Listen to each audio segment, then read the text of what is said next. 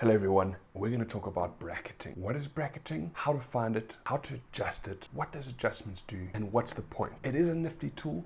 A lot of people don't use it. Some people use it to an incredible effect. So this is bracketing. Enjoy.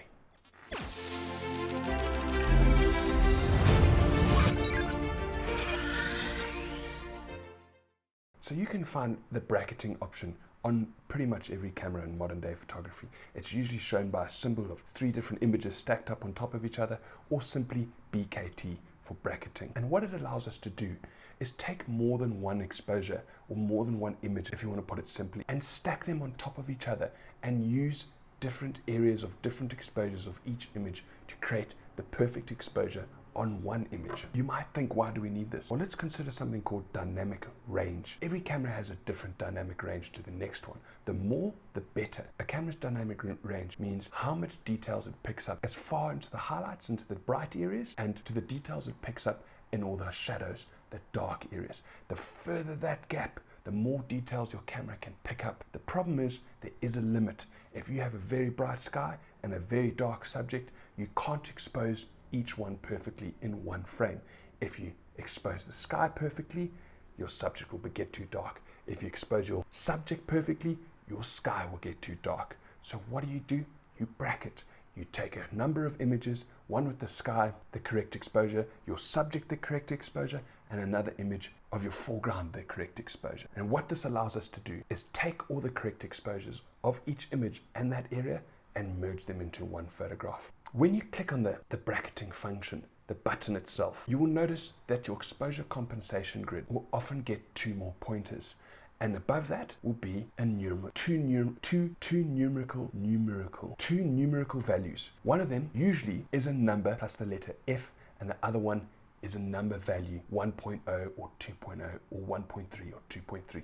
And what that means is the one on the left, the 3F, means 3 frames. You can adjust that to 5 frames or 9 frames. And what that means is you're telling the camera to bracket a certain amount of frames. I've already described you can take 3 images, which means it'll be 3F, 3 frames. You can change it to 5. It'll take 5 images, 5 different exposures, or can take 9 exposures, 9 different exposures. And what the numerical value on the right means is how far apart each one of those exposures are.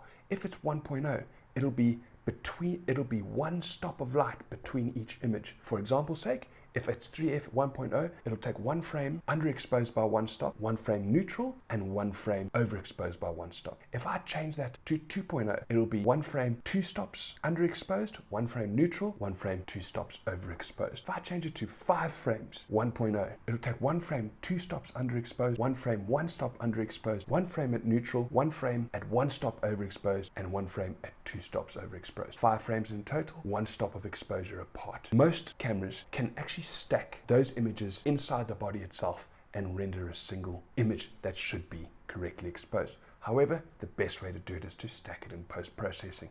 A number of ways of doing it. You can simply highlight the images, right-click, stack as HDR, and you get a number of options to blend the 3 images, and you should be able to come up with the correct exposure. It's pretty much the only way of getting the correct exposure in a scene where there's very bright areas and very dark areas that you need details out of. You can't do it in 1 frame, so it's worth knowing how to bracket.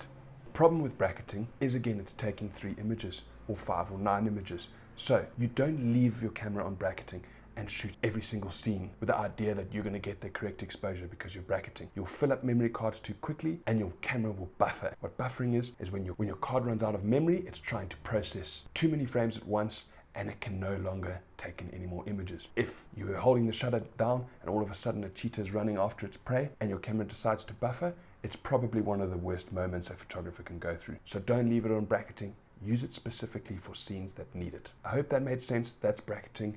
Enjoy.